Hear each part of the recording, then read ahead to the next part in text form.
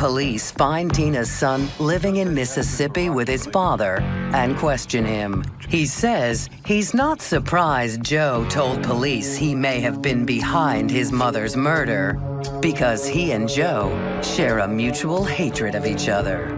He accuses Joe of being abusive as a stepfather and says that's what drove him out of his mother's house.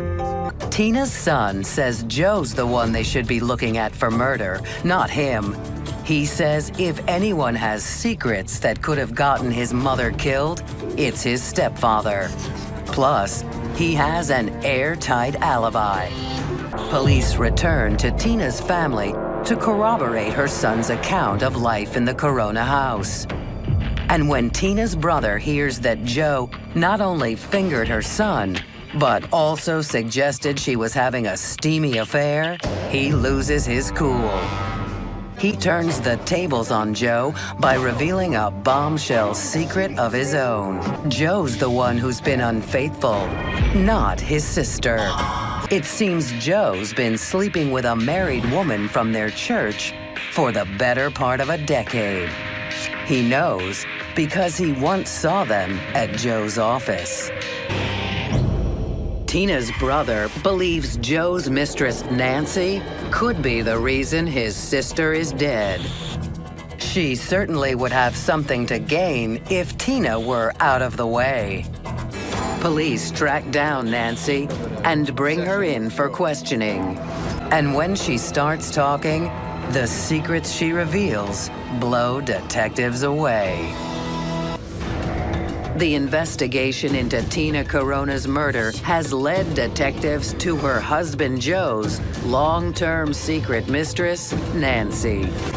Did she kill Tina to eliminate her rival?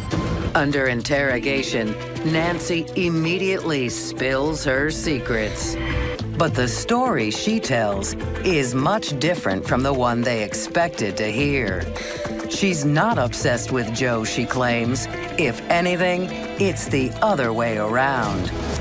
Nancy says his obsessive behavior is scaring her. She's worried he may have killed Tina out of some mad obsession with her.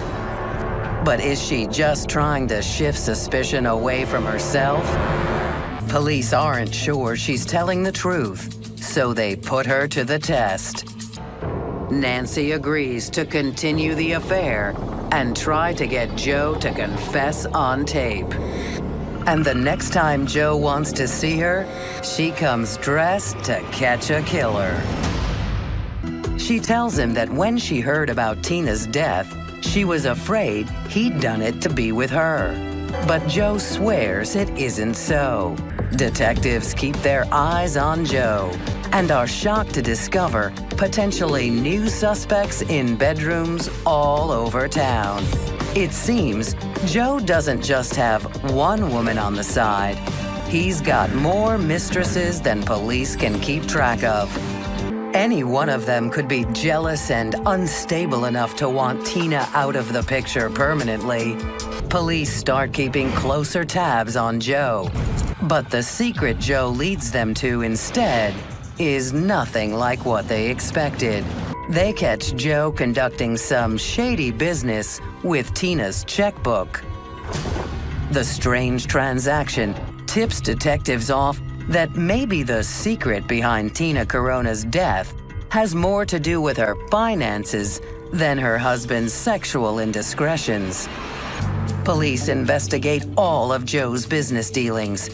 The deeper detectives dig into Joe's scam, the more elaborate and convincing it appears to be. Could one of these investors have figured out Joe's scheme? But then why kill Tina and not Joe? Almost all the clients Joe's been scamming are Tina's friends. Detectives wonder, if investing with Joe was Tina's idea, was she in on her husband's scam to rob her friends from the get-go? Being in on the scam would explain why Tina never left Joe. And if she was in on it, detectives suddenly have a whole new list of suspects. All of Tina Corona's friends who've been cheated out of their life savings. Detectives investigating Tina Corona's murder now suspect she may have been killed by an irate investor, furious over losing money in her husband Joe's Ponzi scheme. But when police talk to the investors, they're in for a surprise. Astonishingly, no one is even aware of the fraud. Each and every one of Joe's investors is blindsided by the revelation. If all of Joe's investors were unaware of the crime, none of them would have had motive to kill Tina Corona. But if this isn't a case of investor revenge, then why is she dead? Detectives take a closer look at Joe's accounts. Joe wasn't just embezzling from his investors. And if she didn't know, police are convinced Joe's funny business is somehow behind his wife's murder. But it's also clear she was his meal ticket. So why is she dead? Police keep digging into the Corona's finances and finally uncover the true motive behind Tina's murder. It seems Joe had been stalling, and for good reason. As soon as the bank looked into the Corona's finances, they'd see Joe had been running a huge Ponzi scheme. Police speculate that Joe realized he could stall the bank, but not his wife.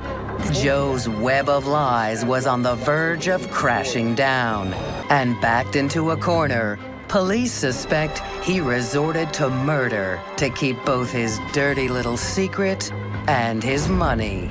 But there's still the matter of Joe's airtight alibi. He was at a friend's house with witnesses present during the window of time when Tina was murdered. It seems Joe may not have been at his friend's house when Tina went missing. The calls prove Joe wasn't where he said he was. With his alibi gone, it's now clear that he would have had time to kill his wife. It's still a circumstantial case, but Joe doesn't know that. While in custody, he admits to strangling Tina and dumping her body in the truck. Joe Corona is convicted of murder and sentenced to life in prison. While serving his term, he's also convicted of several counts of fraud. Tina Corona thought she was helping make her husband a success by turning him from a shoe salesman into a savvy investor. But instead, he transformed into a slick operator who was willing to lie, cheat, steal, and kill